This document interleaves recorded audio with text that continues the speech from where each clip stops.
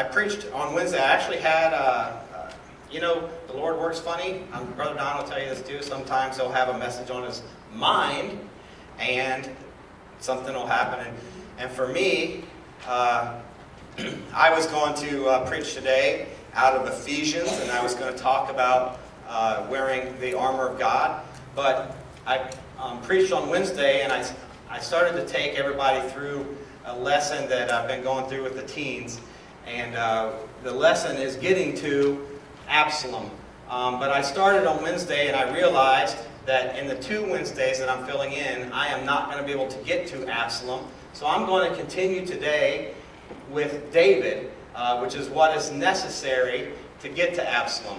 So we're going to go a little bit more about David. And so what I'm calling today is stay the course. Okay, stay the course. It is so vital that we determine in our hearts. How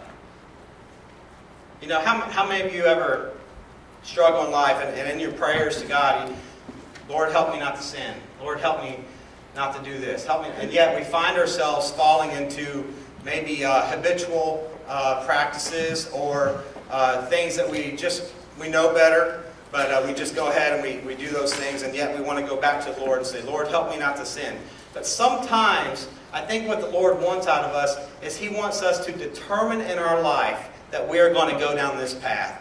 And that includes those little things that we ask the Lord to help us with. He is helping us with it. Are we helping ourselves? And sometimes we just have to stay the course, okay, and know where we're going.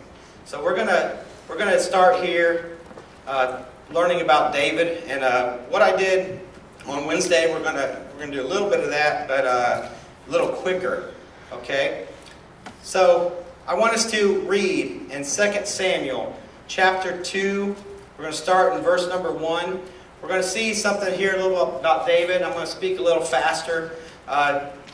David, at this time in David's life, this is where a civil war has taken place in the nation of Israel.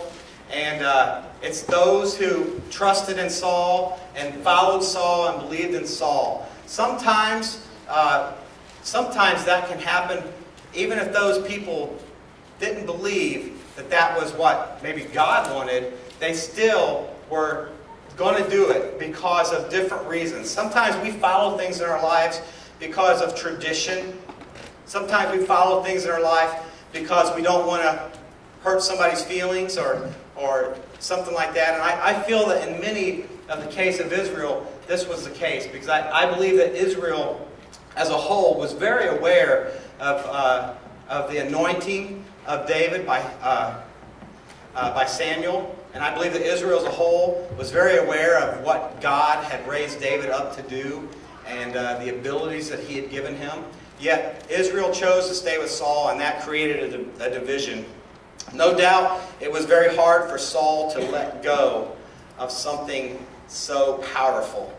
And that's where he was. He was fighting that.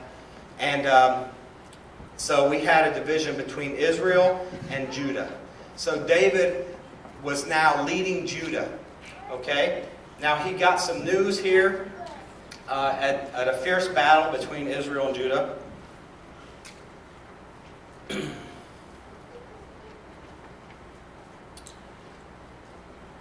It says in the very last part of chapter 1, it says, how the mighty have fallen in the midst of the battle, O Jerusalem, thou wast slain in thine high places, and I am distressed for thee. My brother Jonathan, very pleasant hast thou been unto me. Thy love to me was wonderful, passing the love of women. And are the mighty fallen, and the weapons of war perished. And so David here receives news of some people close to him that have fallen in battle. People that at one time he had a very close walk with, a relationship. And that happens in civil war. That happens. There's a division and people take sides based on this or that. And David also learned of the passing of Saul. And so he was lamenting those things, yet he still had a purpose. And God was still calling him to eventually lead this entire nation of Israel. So David had to continue forward.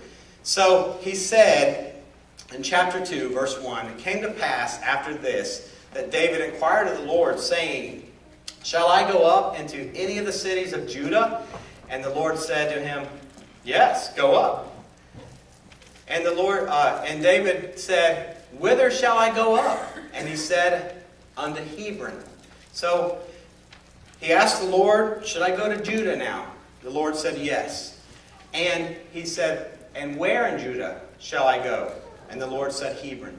So the first point that I want to talk about here is how close David was to the Lord. And sometimes in our own lives, I think we struggle in these areas. We really want a message from the Lord. We really want that decision made for us, don't we?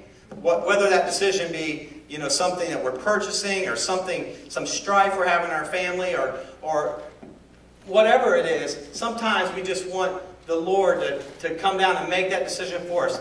I keep waiting for a text message myself. I think that would be wonderful. Chris, don't buy this, you fool. God. That would be great if I could get that text message. But I don't get it, and I go ahead and I buy it. And I think, why did I buy that? Okay. You with me now? All right. But sometimes we are looking for that answer from God. And believe me, more times than not, if you are a child of God, you get it, but you don't want to listen to it. All right? But David's relationship with God was so much that he said to God, God, should I go up to Judah? And in whatever form God answered him, I personally do not believe it was verbal, audible. I personally believe that it was the same way that we receive message from God in our heart, in our confidence. We just know what he wants for us. And I believe that immediately David understood, yes, go to Judah. And I believe then that David said, where would you have me go in Judah? And immediately David understood, go to Hebron. So what I wanted to draw here was the relationship that David had with his heavenly Father. That's the point I want to make here. So David went to Hebron, and there he was 7.5 years. And that became the capital city of Judah, all right, for David and for his military and for his whole setup during this war that he was having with Israel. Hebron was the capital city. So we're going to see here that David has 6 children while he's at Hebron. We're going to go to chapter number 3, verse number 1.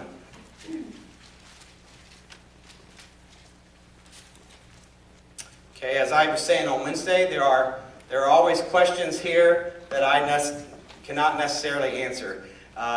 They always come up when we talk about Old Testament, and you're going to know what I'm talking about here in a second. All right, in verse number 1.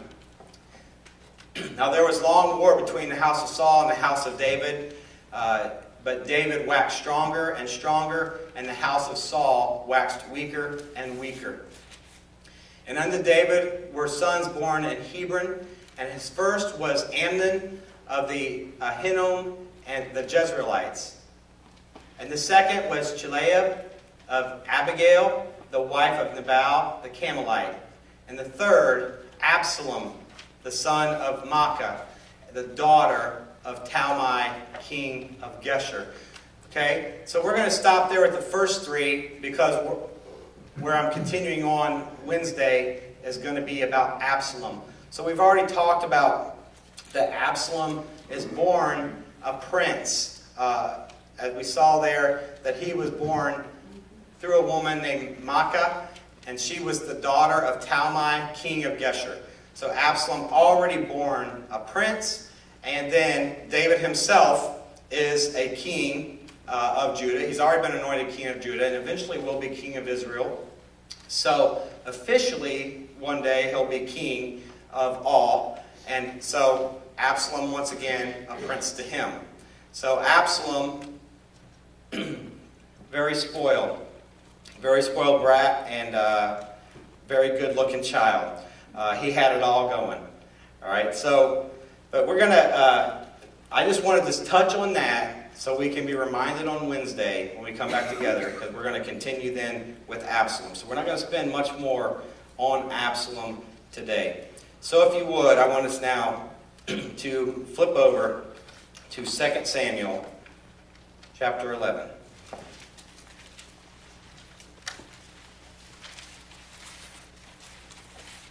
So we're going to talk about staying the course today.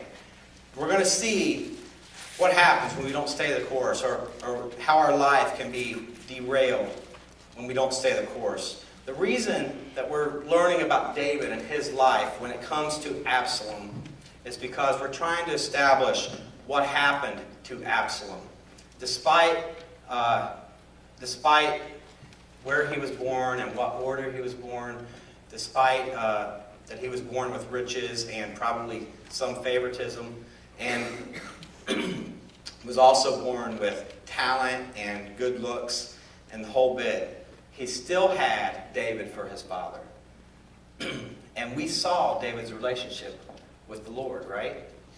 But something derailed Absalom, and I firmly believe that something derailed Absalom psychologically. And I believe that at a time in Absalom's life where he was probably the most vulnerable, his teenage years, David watched his father backslide. And I believe that is why it is so important as adults that we stay the course. That we set ourselves and set our eyes forward and fix them on Jesus Christ. And fix them on the things that we know ought to be. God is not a God with any gray. Okay? It's black or it's white. It's wrong or it's right. There is no gray area with God. So when we get to those things in our life that we have to ask the question, or we want to go to somebody who we perceive as being religious or godly or something like that, and we say, do you think this is wrong? You already have the answer. You already have the answer. If in your heart, if you're a child of God and you are debating something in your life and it's somewhat wishy-washy, if you could go straight to the throne and say, God, do you think this is wrong? Let me tell you what you would do. You wouldn't even go to the throne. You wouldn't even go there because you would already know the answer. But yet we want to ask people in our lives, and we want to try to find good people. And we're going to keep asking until we get the one person that says, yeah, there ain't nothing wrong with that. Don't worry about them people. That's absolutely fine. There ain't nothing wrong with that. People, they need to worry about themselves. Stop judging me. Blah. There ain't nothing wrong with doing that. So I didn't talk about any specific thing. What things is it in your life? I don't know what things in your life. I know what things are in my life. And I know the things that I really do, I shouldn't do. And I don't even address God about them because I already know that they're not right. I already know what God wants. What does God want for our life? He wants holiness. He wants us to be Christ-like. He wants us to follow after Him in every step. Amen? David was falling into the same thing. So I want you to notice something different about David. Between chapter 1 and chapter 11, we're going to see a different David here. Because in those years, and trust me, if you go back and read all the chapters in between, you're going to see many, many accounts of David and where he was with God, where he was with his men, where he was as a leader of the military. You're going to see where he was. But we're going to see something different happening in David's life here.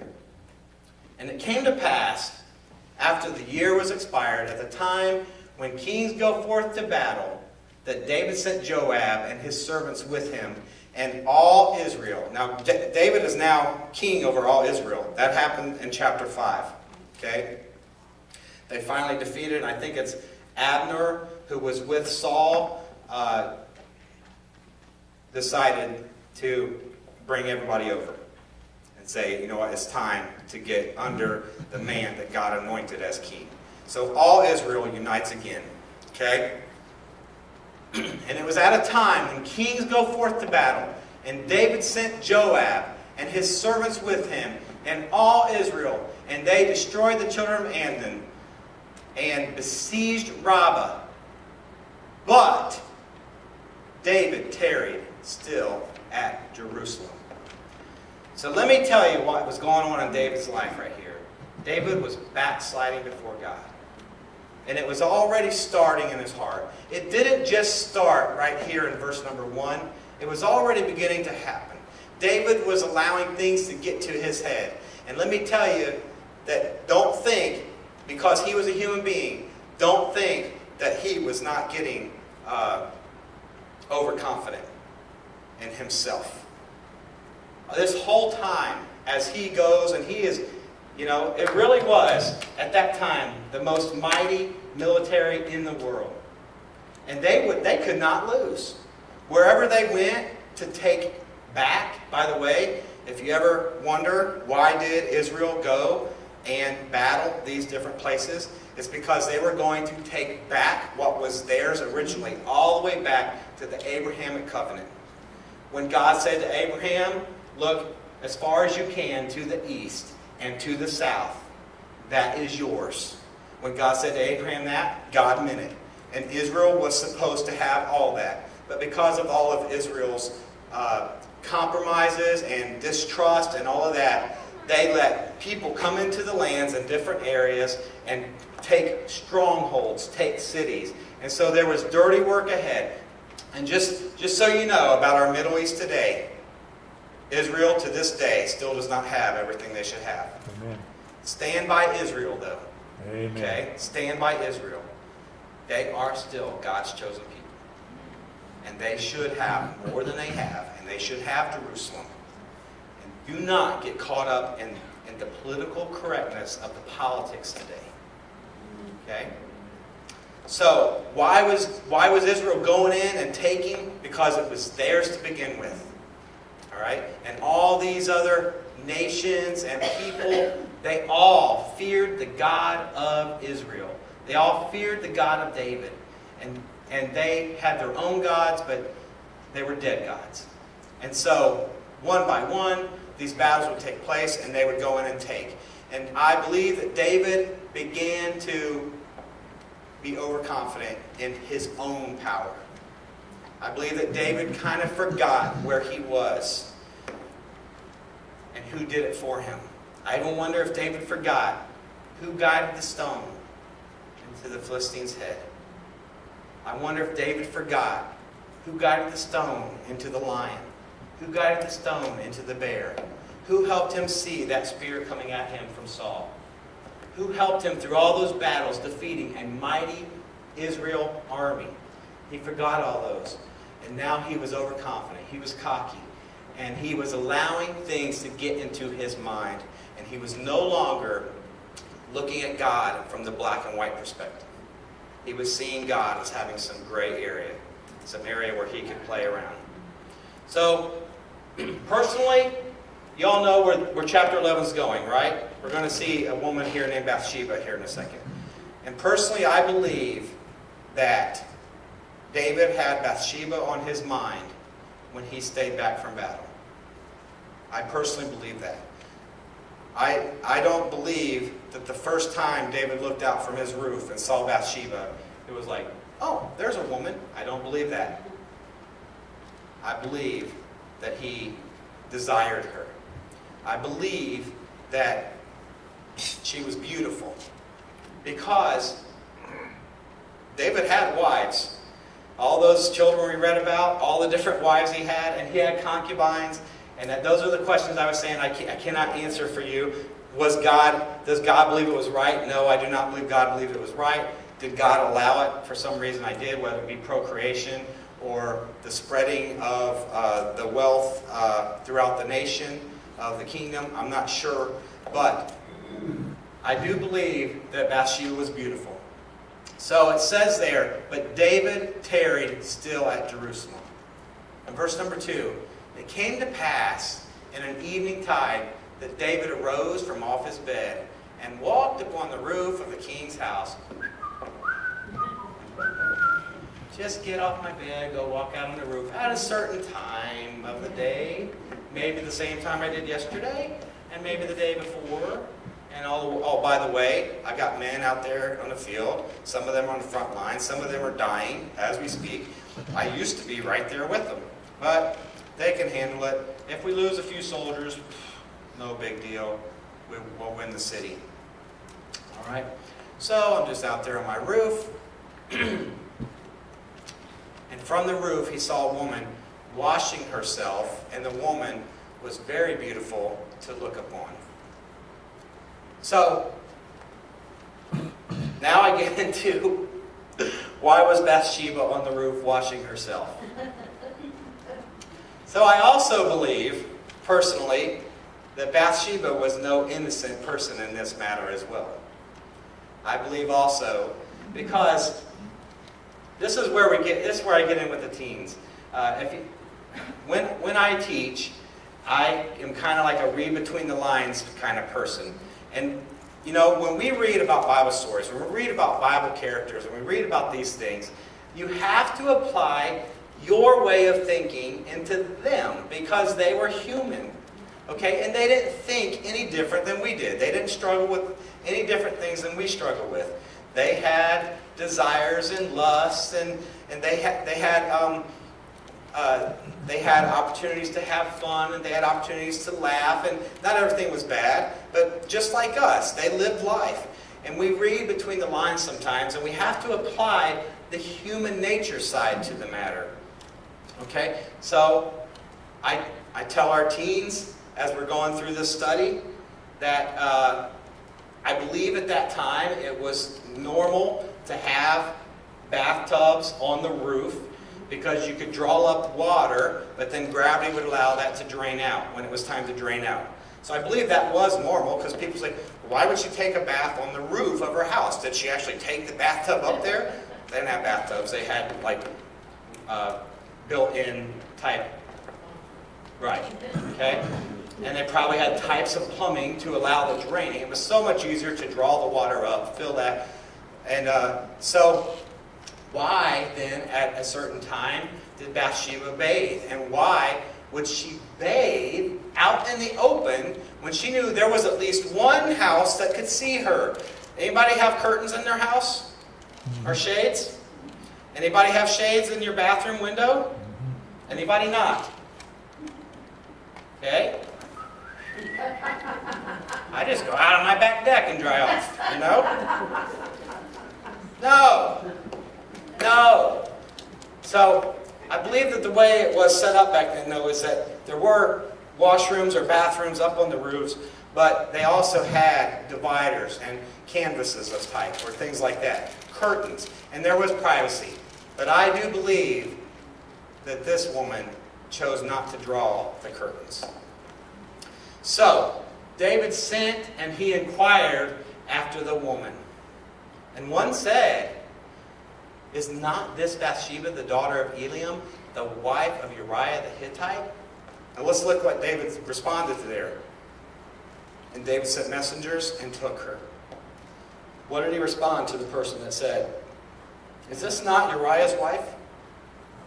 Disregarded it. Ignored it. You telling me that didn't prick his heart? You telling me that that wasn't God speaking through that man? And that David didn't just flat ignore it? So David sent messengers and took her. And she came in unto him, and he lay with her, for she was purified from her uncleanness, and she returned unto her house. And what that's saying right there, without getting too technical, is that she was at a time in her life where it would be easy for her to get pregnant. Okay? That's exactly what that's saying right there. And so she came and she didn't refuse. Did she have the right to refuse or attempt to refuse? She absolutely did. Why didn't she? All right, so I get back to my teens here, and we get in this debate. And we talk about Who's a good-looking actor? Not you, Lewis. Who's a good-looking actor? Guy. We talked about all this. Okay, Zac Efron. Okay. Is that what you said? I'm concerned. Would you go as far as to say Zac Efron's hot? Okay, good. All right. All right. Now, Zac Efron, I'm going to have to debate. Even as a man, I kind of got a man crush. He is a good-looking guy. I can't find too much wrong with him. So, we talked about those celebrities, and we talked about, you ever notice certain celebrities, like everybody starts to follow them, and then if you like really look at them up close, you realize, you know what, they really ain't that good looking. You ever think of some celebrities like that? And it's like, well, what is it about them? Well, it's either the ability of their acting, or it's the way that they carry themselves. There's a term, I used it Wednesday, there's a term that is used today that's called swag. Somebody has swag, right? It just means they can carry themselves in a certain way, and there's just something about them. They have it naturally. You remember that kid in school? Was any of you that kid in school? I didn't think so.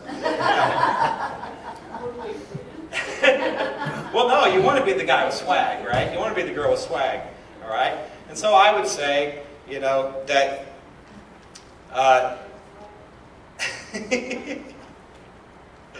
I would say then that people fall into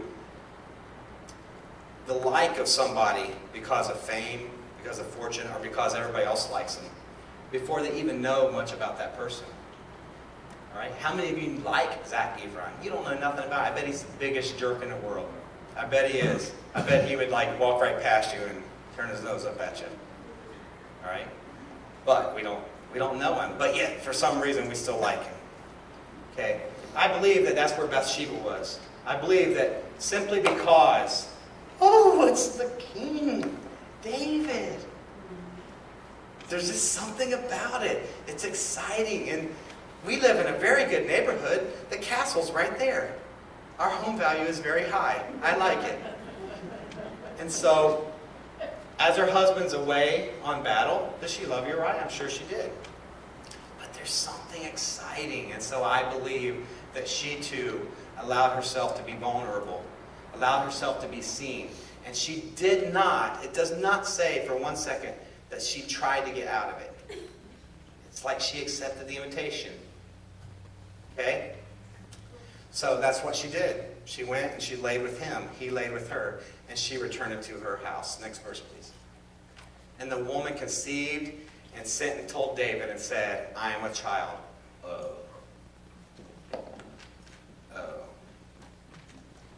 David sent to Joab, saying, send me Uriah the Hittite. And Joab sent Uriah and David. Okay, so now, David, fallen, he's backsliding. He's not staying the course. He's not being an example for his soldiers, for his people, and his servants are seeing what's going on too. And he says now, send me Uriah. So at this point, what David's thinking is cover up. All right? He's not going as far as he goes. He's thinking cover up. He says, send Uriah. All right? So David demanded of him how Joab did, and how the people did, and how the war prospered. In the next verse, and David said to Uriah, go down to thy house and wash thy feet. And Uriah departed out of the king's house, and there followed him a mess of meat from the king. Strange, is it not? Uriah, come on in here. Just for some reason, I chose you to come and give me a report of the field. For some reason, I chose you to tell me, how are we prospering? How's the battle going? How are the men doing? I tell you what, you just take a little leave. I want you to go down, be with your wife for a few days. You've earned it. I'm going to even supply food. Good food. This is food from the castle. I mean, hey, probably pretty good, right? So that's what he tells him to do. It says, but Uriah slept at the door of the king's house with all the servants of his lord, and went not down to his house. And when they had told David, saying, Uriah went not down into his house, David said unto Uriah, camest thou not from thy journey? Why then didst thou not go into thy house? And Uriah said unto David, the ark and Israel and Judah abide in tents, and my lord Joab, and the servants of my lord are encamped in the open field, shall I then go into my own house to eat and to drink and to lie with my wife? All right, so here's things going on here with Uriah. One, I believe Uriah is right with God. Okay, and I believe Uriah is still serving the king that God wanted him to serve, still serving the country God wanted him to serve, still serving God, and not wanting to have anything more than what his buddies who are laying their lives down are having. Second thing going on here, ooh, a nice stab to David spiritually, right? Because what did he just say to David? Shall I then go into mine house to eat and to drink, to lie with my wife? Where's David? At his house.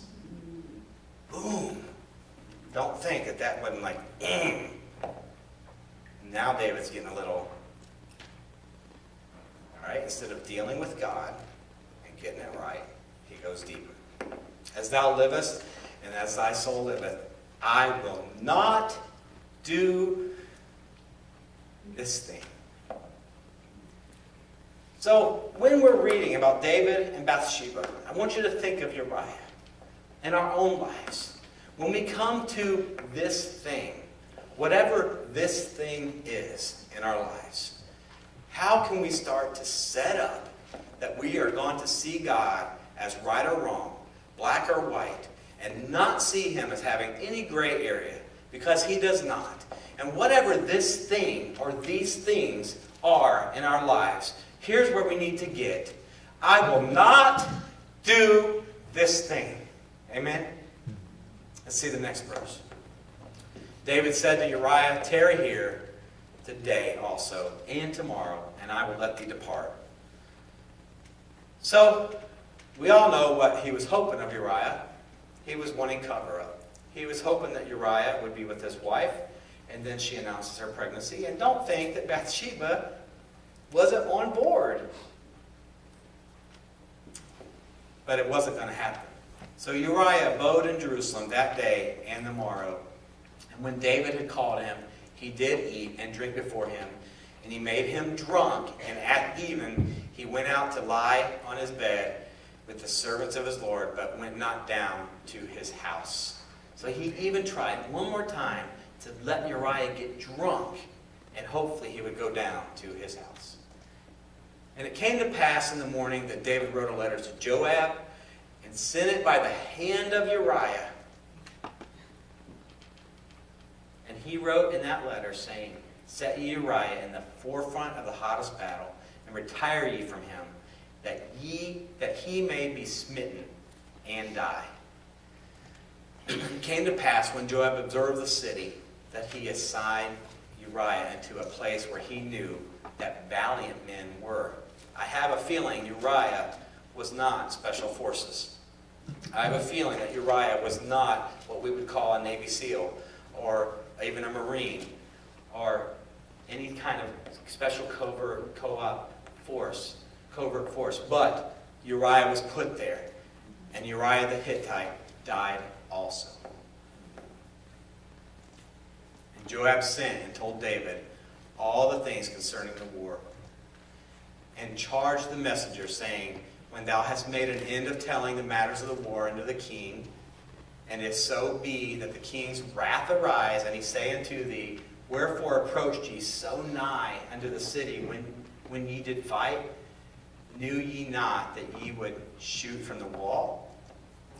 Who smote Abimelech, the son of Jerubbaal,